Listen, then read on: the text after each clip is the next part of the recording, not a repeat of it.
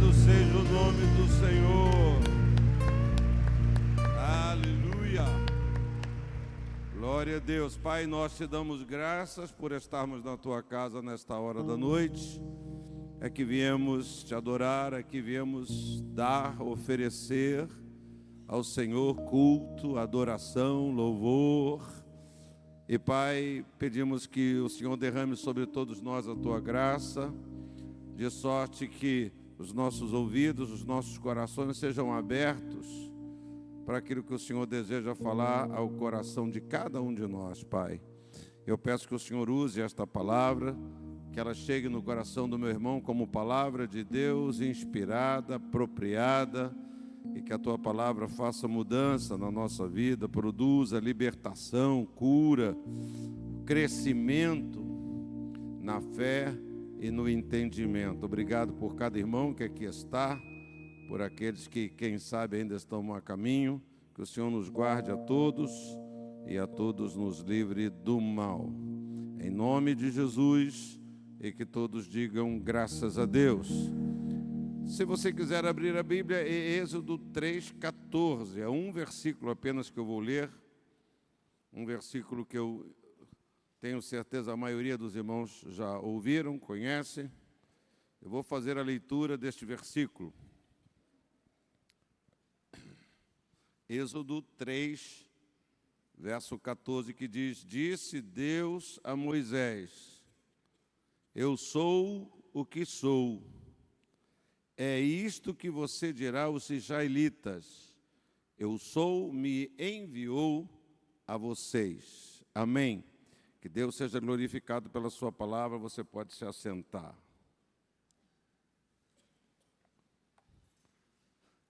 Eu quero compartilhar alguns pensamentos com você sobre conhecer a Deus. Eu tenho pensado nisso e algumas das minhas limitações, algumas das minhas dificuldades, penso que estão um pouquinho nesta área, de conhecer a Deus. Eu não sei qual é a pessoa que você acha que você conhece mais ou conhece melhor. Eu não sei. Queria que você pensasse um pouquinho. É bem provável que você ache que são os seus pais, por causa do convívio. Pode ser que você ache que são os seus filhos, as pessoas que você conhece mais, principalmente as mães, né? Tem um ditado que quando a mãe abre a boca para dizer uma coisa sobre o filho, quando ela pergunta alguma coisa, foi criado um ditado que diz que coração de mãe não se engana. Mesmo assim, ela olha, ela pensa. E eu tenho pensado sobre isso um pouquinho. E eu tenho pensado sobre essa coisa de conhecer a Deus. Talvez, minha palavra não é para que você tenha qualquer dúvida sobre o conhecimento de Deus. Talvez é para passar para você que, na verdade, nós conhecemos muito pouco, né? Às vezes a gente acha que o tempo é uma questão para conhecer a outra pessoa. Tem um pastor aqui que gosta de dizer que ele me conhece, que ele está aqui há muito tempo comigo. E às vezes eu fico pensando que o pastor não conhece nem a mulher dele devidamente, mas acha que... E nós somos assim mesmo, nós achamos que conhecemos as pessoas. E, na verdade, a gente conhece uma faceta, um lado. E isso se aplica também para Deus. Você tem lá o texto clássico de Jó, né? Quando ele diz: Eu te conhecia, mas não te conhecia. Eu te conhecia, eu diria que eu te conhecia. Bom, afinal de contas, ele orava, ele fazia sacrifício, ele jejuava, ele era um cara que temia a palavra de Deus, que andava reto na presença de Deus, mas ele passou por uma tormenta muito grande na vida dele, e a conclusão que ele teve naquele período é que ele não conhecia Deus, por causa das inseguranças que ele viveu, por causa dos temores que prevaleceram no coração dele, porque conhecer a Deus é a coisa mais importante. Como nós nos satisfazemos em conhecer pessoas importantes, pessoas que têm autoridade. Eu já fui levado a pessoas de poder político. Olha, vem aqui. Outro dia eu achei, né, não sei se foi o bispo Tito que me mostrou, uma foto minha com um ex-prefeito aqui da cidade de Caxias. Eu tinha um cabelo pretinho, eu tinha um bigodão, eu tinha uma cara de mexicano com aquele bigode, e eu de colarinho clerical na prefeitura de Caxias. Isso foi em 1984, 85. O prefeito era o prefeito Idéquio. Você lembra do Idéquio? Idéquio de Freitas. Eu tenho uma foto com ele. Aí você pode pegar: o senhor conhece o Idéquio? Eu conheço. O senhor conhece fulano? Conheço, mas não conhece. Esse conhecer que a gente fala das pessoas é que a gente já esteve junto, já apertou a mão, né? Eu estava no aeroporto para Brasília, encontrei lá o Bené Gomes, e com uma turma lá de irmãos que iam para Brasília também. Aí vem passando lá o cantor Fernandinho, famoso, conhecido, e o pastor Bené falou assim: ô Fernandinho. Aí o Fernandinho veio lá, parou, abraçou. Aí o Bené falou assim: esse aqui é o bispo Miguel, da Nova Vida. Tudo bom? Apertei a mão do Fernandinho. Você conhece o Fernandinho? Não, eu apertei a mão dele. Não significa que porque você foi apresentado, que você conhece aquela pessoa. Você lembra aquele encontro de Jesus com uma mulher chamada mulher samaritana? Que Jesus disse para ela: se tu soubesse quem é que está te falando, se você conhecera, você que pediria água para ele, você que ia pedir água. Então, eu quero falar um pouquinho sobre esse nosso conhecimento de Deus. Conhecer a Deus não é uma questão só de palavras. Eu conheço a Deus. Não é só isso. Conhecimento de Deus gera uma atitude, gera um comportamento.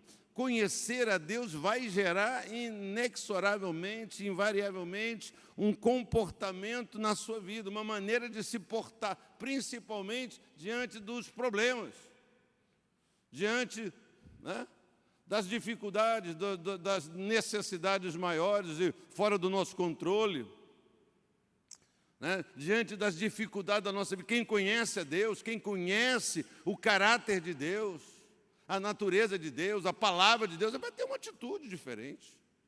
Tem uma atitude diferente.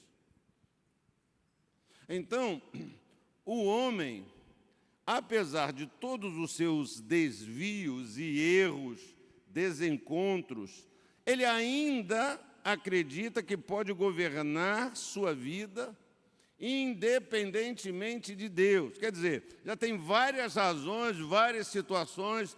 Se você olhar para a humanidade, para o planeta, se você olhar para a sua família, eu orar para a minha, se você olhar para a sua vida, apesar de tudo, os nossos desencontros e desacertos e problemas que criamos para nós mesmos, nós ainda achamos que podemos governar a nossa vida.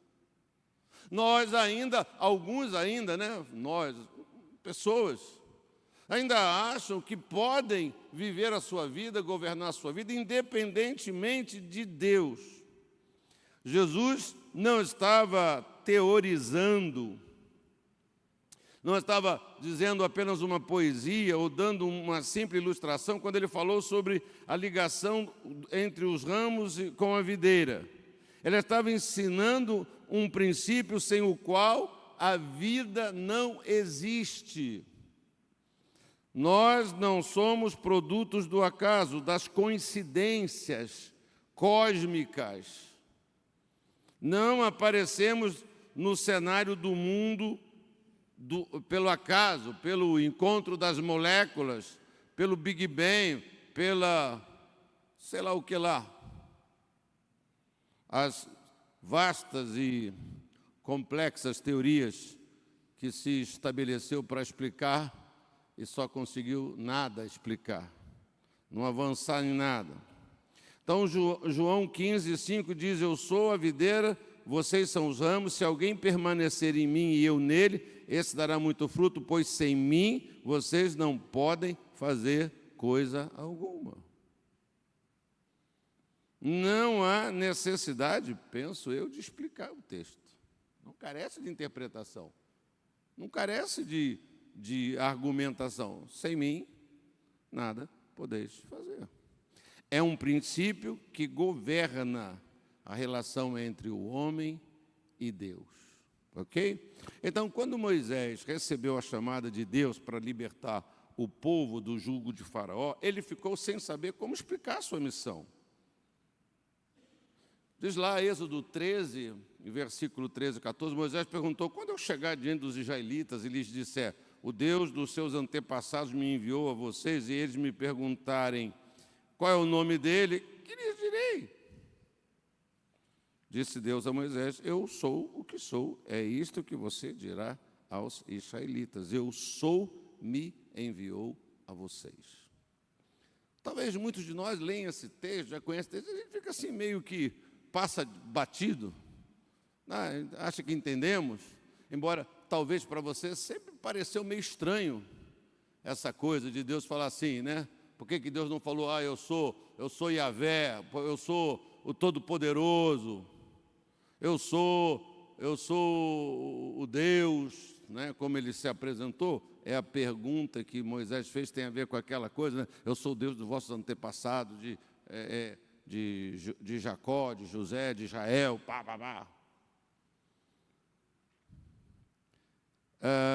então você vai dizer para ele, gente, eu estou aqui amando do eu sou. Eu estava pastoreando as ovelhas lá, e de repente uma sarça começou a pegar fogo. E eu ia a ela e ela começou a falar comigo.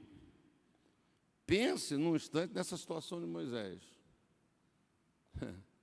Tão estranha, tão absurda, tão desconectada, tão absurda. Talvez mesmo. Aí eu estava, como é que foi? Que conversa é essa, Moisés? De onde você tirou essa? Não, eu estava pastoreando. Eu estava lá, aí tinha uma sarça, e a sarça começou a pegar fogo. E a sarça não se destruía, não derretia, não ficava em cinzas. E eu me dirigi a ela para ver aquilo, e aí falou comigo. Moisés, tira a sandália. Ele começou a contar. Quem o ouvisse falar assim, pense comigo. Quem ouvisse essa explicação de Moisés, aí a voz falou comigo, me enviou para ajudar vocês, e ele disse que o nome dele é Eu Sou. Quem ouvisse falar assim, certamente pensaria que Moisés estava com um problema sério. Talvez fossem perguntar para ele, você por acaso operou a cabeça em algum momento, Moisés? Você não está falando muito coisa com coisa, essa história é absurda. Que conversa é essa? Você está enviado pela murta, você foi enviado pelo mato, o mato que falou com você? Uma sarça em chamas falando, eu sou. Na verdade, ouça, Deus não queria dar muitas explicações a Moisés. E aqui tem uma lição para mim e para você. Eu não sei se você já passou por uma situação em que Deus não quer dar muitas explicações. Às vezes a gente quer explicação por tudo, para tudo tem um porquê, né? Pensa só, uma pessoa insegura ou uma pessoa que conhece no sentido negativo ou não conhece o seu marido, que vai perguntar tudo, que vai querer saber tudo. Vem cá, você estava onde? Você está fazendo o quê? Eu estava trabalhando. Mas é só isso? É só isso, está trabalhando mesmo. Então, essa coisa de querer saber, essa coisa de chegar para Deus e falar assim, não, por que Deus? Por que isso aconteceu comigo, Deus? Porque é como se você não confiasse em Deus, é como se você não acreditasse que Deus cuida da sua vida, que Deus é soberano. Muitas vezes as nossas muitas perguntas para Deus revelam a nossa ignorância, o nosso desconhecimento de quem é Deus, da palavra de Deus, da promessa de Deus. Como ainda hoje Ele não se preocupa em explicar para nós, irmãos, tudo o que acontece fora e dentro da nossa vida. O mais importante é você saber que Ele é Deus. Pronto. Eu não entendo, Eu não sei, não me foi revelado, não me foi explicado, mas uma certeza eu tenho: o meu Deus é o Deus de ontem, de hoje, é o mesmo eternamente. Amém, irmão? Qualquer outra posição que tomamos em relação à divindade de Deus nos levará a um fracasso, nos levará a um poço de dúvida. Então, eu quero examinar algumas características que são próprias de Deus. Em primeiro lugar, há coisas nesta vida que só Deus pode realizar. Importante saber isso. É impressionante como é que o homem corre atrás, não é verdade? Como que o homem, com a sua sabedoria e com as coisas que lhe são reveladas, correm atrás de fazer coisas, de construir coisas. Lá no passado, lá nós temos aquela leitura que os homens se juntaram e começaram a construir um prédio. E aí, diz o texto que não havia mais como parar aquilo, não havia como, aquela intenção, aquela união deles era tão violenta que eles podiam fazer mesmo. Se bem que é meio que, assim, grotesco, né? Nós vamos fazer um prédio, vai chegar no céu. Claro que não ia chegar no céu aquela construção. Até hoje, com toda a ciência e tecnologia, não se consegue fazer um prédio para chegar no céu. Mas a verdade é que a Bíblia diz que o homem tem. Já falei isso para você aqui. Uma vez eu estava, não sei se eu estava descendo, né? Eu acho que eu estava descendo de avião em alguma cidade. E quando o avião começou a se aproximar, acho que foi voltando para o Rio de Janeiro, que você tem já uma visibilidade da cidade, visibilidade das coisas assim, daquela extensão grande. Eu fiquei pensando naquilo ali e eu comecei a pensar que tudo aquilo que eu estava vendo tinha sido criação dos homens. As casas, as ruas, os asfaltos, a iluminação, tudo foi o homem que fez. Aí eu falei assim, caramba, o avião que eu estou dentro foi o homem que fez. Estou dentro de um avião voando sobre a cidade, no ar-condicionado, sentadinho, olhando para fora pela janela, que tem um vidro que não estoura, que tem uma coisa que nos permite ter visão para fora. Fiquei pensando como seria viajar num avião de carga. Avião de carga não tem janela, né? É você lá sacudindo, você não tem como saber o que está acontecendo lá de fora, não é verdade? E eu comecei a ver que tudo aquilo era o homem que fez, os prédios, as construções, o aeroporto, a pista do aeroporto, tudo. Construção do homem. O homem criou todas as coisas, criou o céu e a terra, os animais, e aí Deus, sétimo dia, ele descansou. E o que foi tudo acrescentado foi o homem usando tudo isso que Deus criou. Deus criou o cimento, mas ninguém sabia até que foi revelado que o cimento podia ser usado para alguma coisa. Né? E assim vai em todas as coisas. Então, o homem, ele tem essa coisa, a ciência, a medicina. Né? Poxa, quanta coisa que... não, a medicina não cura. A medicina cura, sim. Claro que tem a sua limitação. Claro que tem a sua limitação. Né? Alguém está dizendo aí que a medicina não inventa todos os remédios, a cura para tudo, porque tem um interesse comercial. Que tem certas medicações que, se curar, vai deixar de vender tantas outras para manter a vida das pessoas. Então, que há um interesse econômico, verdade, mentira, não sei. Eu sei que o homem já fez coisas assombrosas, já construiu coisas assombrosas, mas é preciso que a gente entenda, a gente tenha no nosso coração que uma característica de Deus é essa, que há coisas neste mundo que, apesar da ciência, da riqueza e do poder, só Deus pode realizar. Só Deus pode realizar. Só Deus pode estabelecer. Só Deus pode determinar certas coisas. O homem tem a capacidade de produzir algo a partir de, como eu já disse, de uma matéria-prima que já existe. Deus não precisa de nada para criar o que Ele deseja criar. Deus não precisa de matéria-prima nenhuma para criar o que Ele quiser criar, para fazer o que Ele quiser fazer. Por isso o apóstolo Paulo foi enfático ao afirmar: Deus que dá vida aos mortos e chama à existência coisas que não existem como se existissem. Está lá em Romanos 4, versículo 17.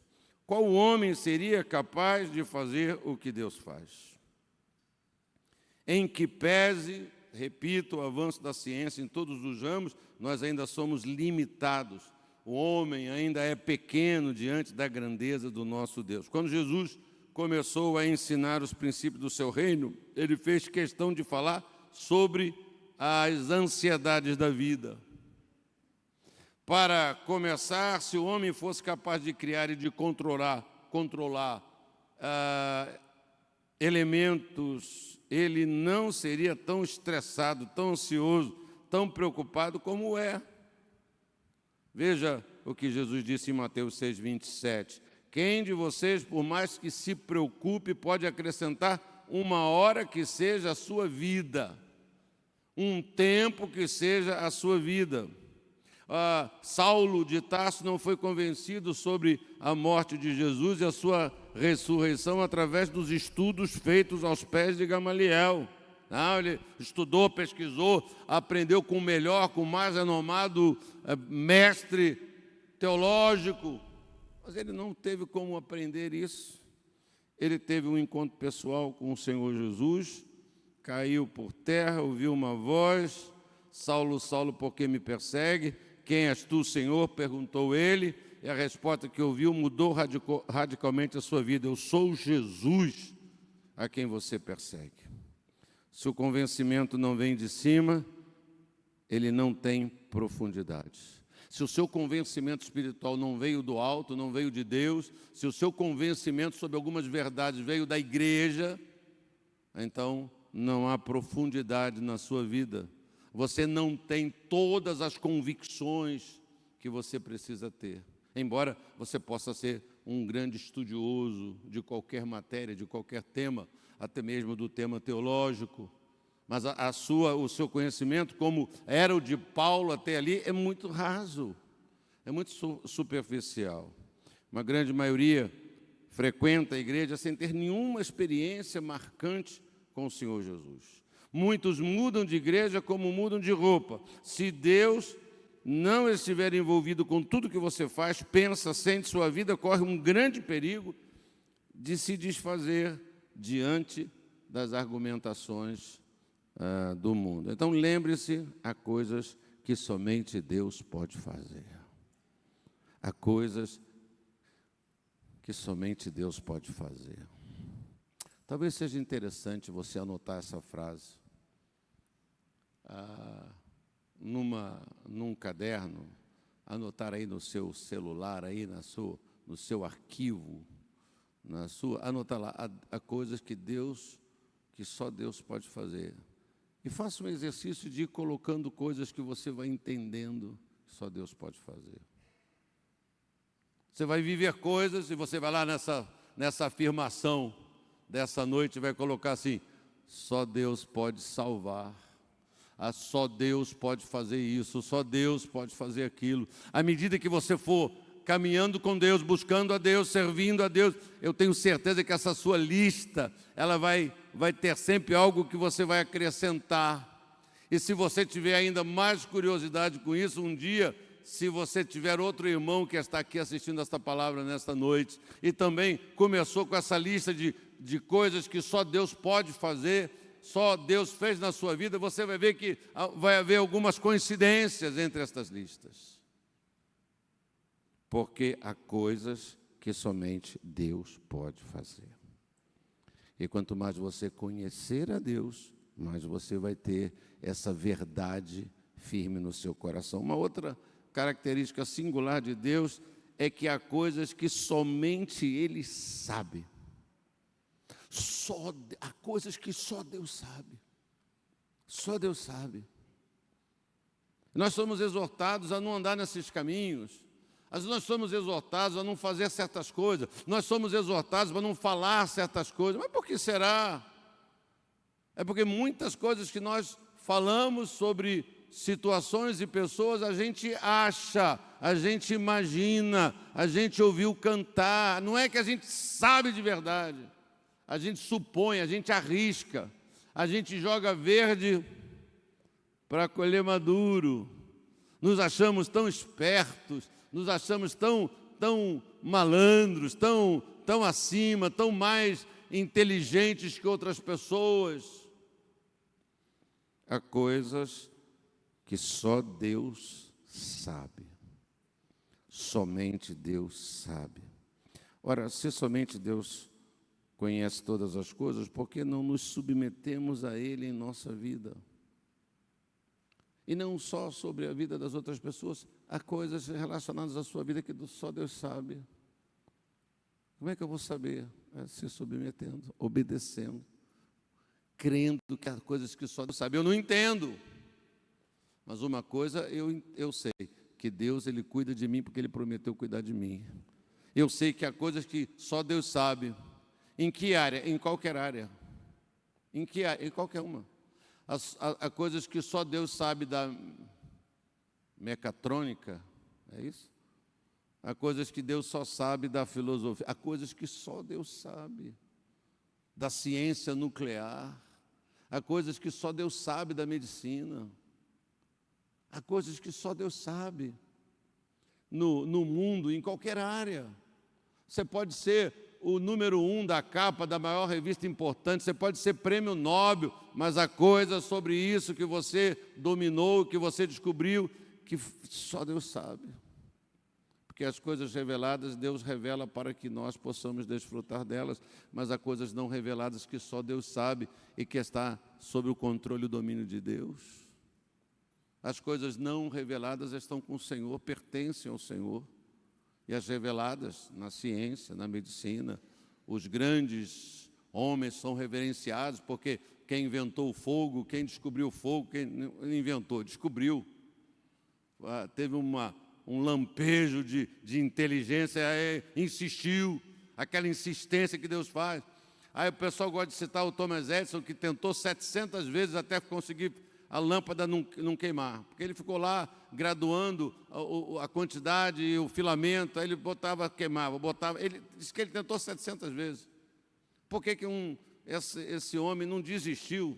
Se eu fosse eu falava, não, pelo amor de Deus, acho que se eu tentasse 50 já era muito. Aí as pessoas usam a experiência do Thomas Edison, você não pode desistir, tentar e falhar não quer dizer nada, você tem que insistir. Mas eu penso assim, que foi Deus que botou na cabeça do cara essa maluquice, vai.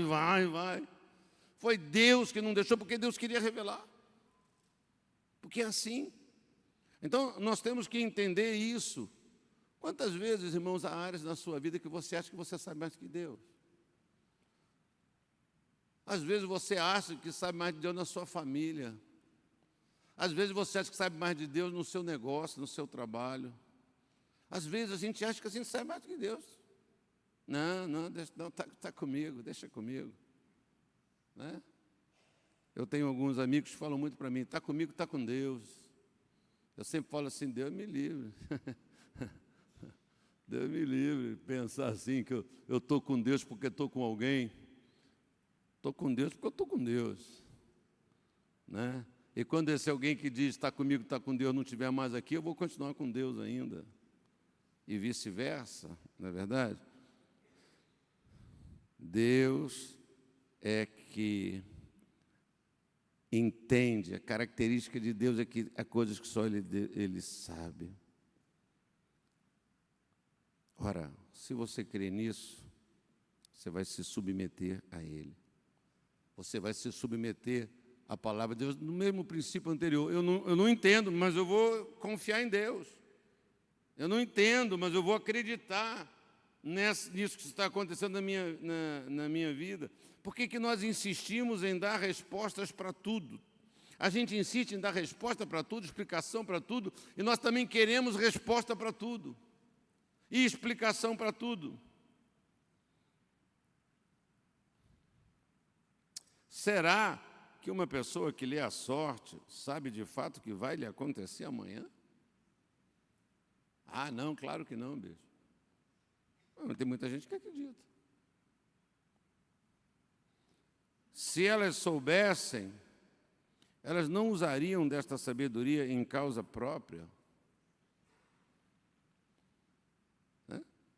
Eu não sei se você já foi a determinados lugares em busca de mudar a sua sorte, atrás de prosperidade, de ter o marido de volta, mesmo que ele não seja o seu, de volta pode ser de outra pessoa, até o marido de outra serve, no desespero. Aí você vai lá ver aquela pessoa, é uma sujeira, é uma miséria. Aquela pessoa que vai abrir os caminhos para você. E por que ela não abre para ela? E por que ela não usa aquilo para ela? Não é verdade? Mas as pessoas vão lá. Você vai a determinados lugares, aqui mesmo em Caxias, eu não sei como é que isso está, mas no passado era famoso certos lugares em Caxias em que você tinha todos os magnatas, lá era uma lameira para chegar lá naquele lugar e tinha só limusine, motorista. As pessoas querendo poder, querendo portas abertas. Veja o que Deus disse a Jeremias. Jeremias 1,5, antes de formá-lo no ventre, eu o escolhi, antes de você nascer, eu o separei e o designei profeta às nações. Qual pai pode dizer isso, ou pode dizer algo semelhante a um filho antes dele nascer? Eu designo meu filho para ser o presidente da República. Eu designo meu filho para ser o ministro tal. Eu designo meu filho para ser o dono da maior empresa do Brasil. Quem pode fazer isso? Quem tem poder para fazer isso? Deus conhece todos os seus caminhos, Deus conhece todos os seus pensamentos, Deus conhece o seu amanhã e Deus conhece o meu amanhã. Deus conhece todas as coisas sobre a sua vida. Deus sabe tudo. Não foi este o louvor, o cântico de Davi no Salmo 139? Antes mesmo que a palavra me chegue à língua, tu já a conheces inteiramente, Senhor.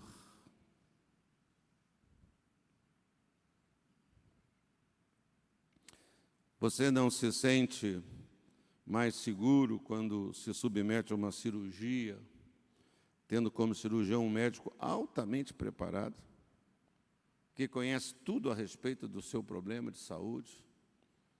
Eu, quando me hospitalizei, fui hospitalizado com um problema no coração, que foi dito que eu ia fazer uma cirurgia. Eu cheguei no hospital, não conhecia ninguém no hospital.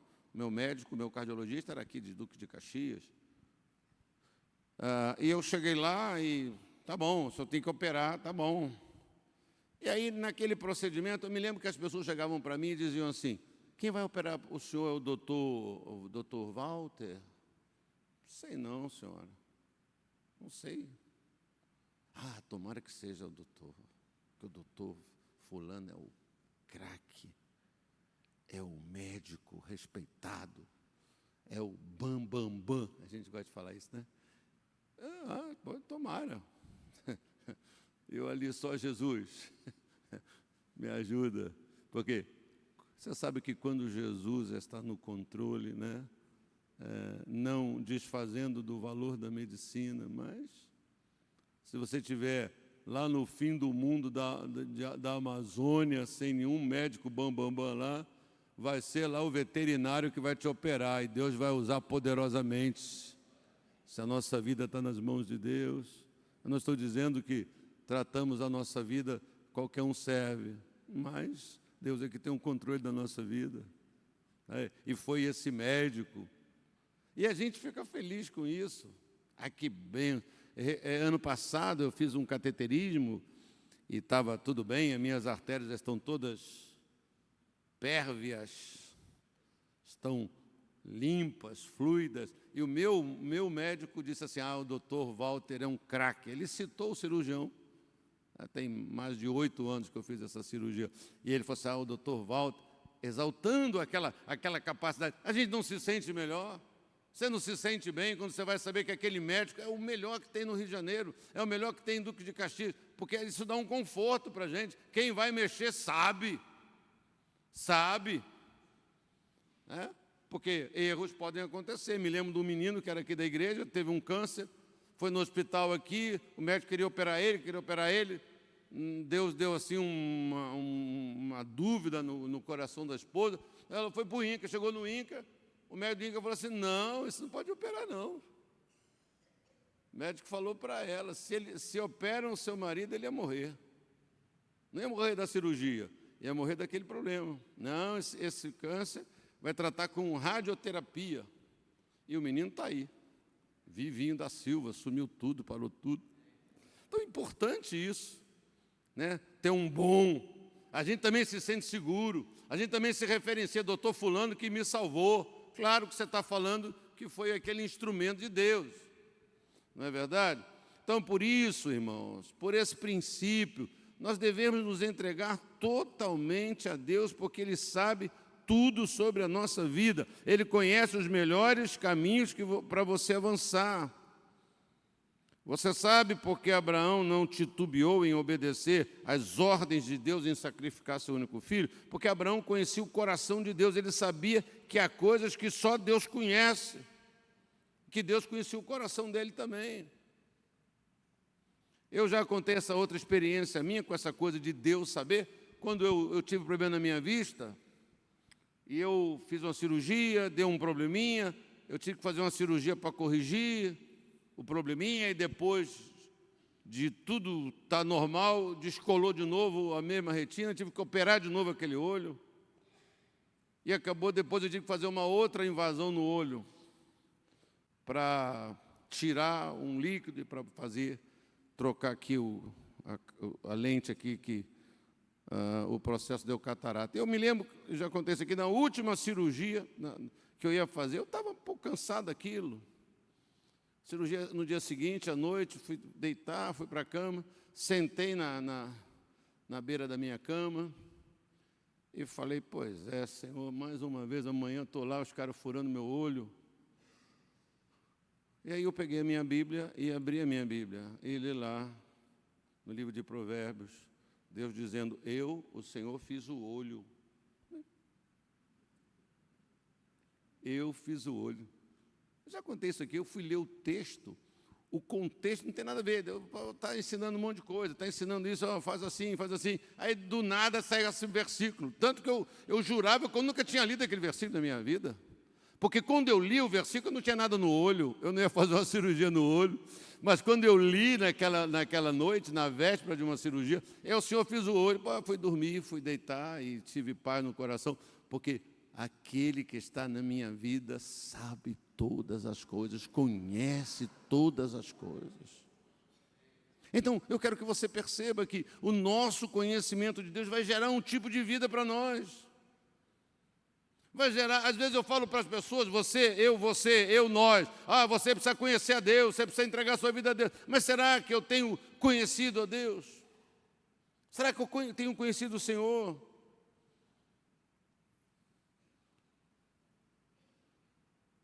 Que demonstração de confiança, de dependência, de certeza eu e você temos demonstrado para com Deus. Foi por estas certezas que Davi não teve dúvidas ao declarar, entregue o seu caminho ao Senhor, confie nele e ele agirá. E o mais ele fará. E ele vai agir, ele vai interferir, entrega, confia, crê. Última característica de Deus que eu quero lhe dizer, e já meio que disse, é que há coisas que ele não se preocupa em explicar. Eu estava pensando que eu já tive a oportunidade de ir lá, nem todo mundo quer ir lá, gosta de ir lá, e é um lugar bastante chocante, bastante impactante no coração daquelas pessoas que vão ali, que é o Museu do Holocausto. Eu tive a oportunidade de ir no Museu do Holocausto 2 vezes. Muitos livros foram escritos sobre o Holocausto. Muitos comentários foram feitos sobre onde Deus estava quando milhares de judeus estavam sendo mortos nos campos de concentração. E é difícil você ver as cenas retratadas lá no museu, tomar conhecimento do que acontecia no dia a dia daqueles prisioneiros, judeus, povo de Deus, povo que Deus tinha aliança. E a pergunta sempre vem à mente: por que Deus permitiu que tudo aquilo acontecesse? É uma pergunta. É uma pergunta que parece que não tem, sei lá, não tem explicação, gera muito. O jornalista e escritor Philip Yancey escreveu 2 livros falando sobre onde Deus estava quando as coisas ruins aconteciam na vida de algumas pessoas. Um desses livros tem o título de Para que serve Deus? Para que serve Deus? É uma pergunta. Até hoje, Deus não se preocupou em dar explicações sobre estes fatos estranhos, como o tsunami que atingiu a Tailândia em 2004, morreu lá, 300 mil pessoas. Como Deus não se preocupou em dar explicações a Jó, porque ele permitiu a Satanás tocar na sua vida. Senhor, tá bom, tá tudo bem, me devolveu 2 vezes mais, mas vem cá, Senhor, por que eu tive que passar por isso? Foi.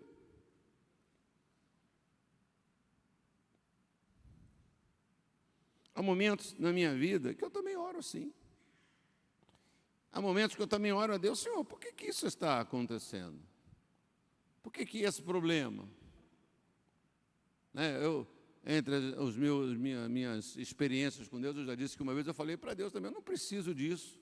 Deus falou: precisa sim. Fica quietinho, bobinho. Às vezes a gente tem uma arrogância, não é verdade? Que a gente sabe, que a gente sabe o que é melhor para a gente. Não preciso disso. A outra eu já contei também recentemente aqui, eu falei até em Brasília essa. Eu não aguento mais. Aguenta sim. Numa fase da minha vida, eu estava me joguei na cama, eu não aguento mais, na hora, na lata. A bola só não deu nem um kick, caiu nem no chão a minha oração. Deus já deu-lhe uma bicuda: aguenta sim. E eu disse lá na igreja, e foi verdade, eu levantei a minha oração mais rápida, a oração mais fuzilante que eu já fiz na minha vida. Levantei, lavei o rosto, fui para a cozinha: e aí, tem alguma coisa para comer aí? Um pão velho, qualquer coisa está servindo aí, para um cafezinho requentado naquele momento, porque eu vou aguentar. Deus disse que eu vou aguentar. E tanto é fato que eu aguentei, olha eu aqui, né? Estou aqui. Muito tempo depois, sinal que eu aguentei tudo aquilo que aconteceu na minha vida, estou até mais gordinho do que eu devia estar. Então, a gente fala assim: eu não aguento mais. Senhor, por quê, Senhor? Por quê? Não tem resposta nenhuma. Mas o Senhor sabe de todas as coisas, e é por isso que eu sempre entrego nas mãos do Senhor as coisas. Entrego nas mãos do Senhor as situações. Entrego nas mãos do Senhor a sua igreja. Entrego na mão do Senhor o seu povo. Entrego nas mãos do Senhor, porque Deus tem coisas que Ele sabe. Ele é todo poderoso, só Ele faz, Ele sabe tudo, Ele está no controle de tudo. Ele é Deus, e nós somos o que somos, pessoas limitadas em todos os sentidos. Por isso nós precisamos aprender a acalmar o coração e deixar que Ele governe as nossas vidas e tudo o que Ele diz a respeito do nosso futuro. O salmista Davi entendia bem esta posição de Deus. E ele disse no Salmo 131, Senhor, o meu coração não é orgulhoso e os meus olhos não são arrogantes. Não me envolvo com coisas grandiosas nem maravilhosas demais para mim, humano, homem. De fato, acalmei e tranquilizei a minha alma. Sou como uma criança recém-amamentada por sua mãe, a minha alma é como essa criança. E ele resume dizendo, ponha a sua esperança no Senhor, ó Israel, desde agora e para sempre. Você precisa aprender isso. Como é que eu vou aprender isso, bispo? é acalmar e sossegar, acalmar e tranquilizar a minha própria alma. Você já viu que nós vivemos tentando fazer isso para com o outro? Não, irmão. Não, irmão, fica bem, fica calmo, fica tranquilo, irmão. Fica tranquilo. Deus está no controle dessa vida. E quantas vezes a gente não tem essa mesma fé para fazer com a gente mesmo? Não é verdade?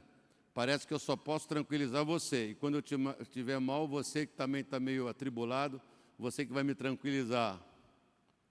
O salmista, ele disse: de fato, acalmei e tranquilizei a minha alma. Como que ele fez isso? Pondo a esperança dele no Senhor. Então, vamos terminar, guarde esses princípios. Há coisas nesta vida que só Deus pode realizar. Há coisas que somente Deus sabe. E há coisas que Deus não se preocupa, não se ocupa em explicar. Ele espera tão somente que nós creiamos nele, creiamos na sua palavra, esperemos nele e saibamos nos tranquilizar, porque ele é fiel. Amém? A nossa parte é colocar a vida nas mãos dele e deixar que ele cumpra em nós a sua vontade. Não há um lugar mais seguro para você descansar a sua vida, senão nos braços de Deus. Amém? Queria que você curvasse a sua cabeça, fechasse os seus olhos. Quero fazer uma oração por você, que chegou aqui, quem sabe, com tantas inquietações, não é verdade? Todos nós a temos. Esse que pregou nessa noite já disse para você que eu também já estive nesse lugar de perguntar para Deus: por que, Senhor? Por que, Senhor? E também posso testemunhar que Deus não me respondeu, não me revelou todos os porquês. E nem por isso deixei de confiar em Deus, e nem por isso Deus deixou de cuidar de mim, de me abençoar, de me dar livramento. Então, Deus está falando com você aqui nessa noite, assim: olha, você precisa me conhecer mais.